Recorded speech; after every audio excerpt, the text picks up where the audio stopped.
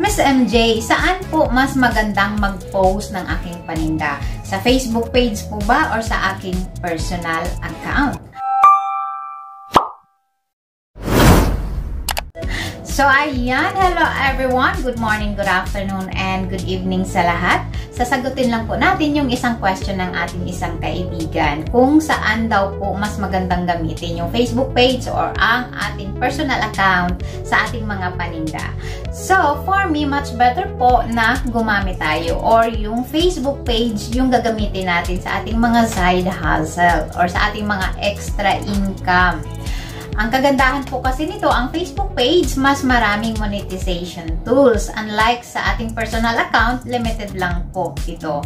At pangalawa naman po, mas gusto ko yung Facebook page kasi darating yung araw, dadami at dadami yung mga inquiry natin. So ngayon, maghalo-halo na po yung mga messages doon sa ating personal account kung yun po yung gagamitin natin. Yung mga messages na galing sa ating mga mahal sa buhay, lalo na yung mga importante, ay namimislok po natin. So, much better po na Facebook page yung gagamitin natin sa ating mga paninda. So, I believe that's it for today's video. Maraming salamat po. Bye-bye po.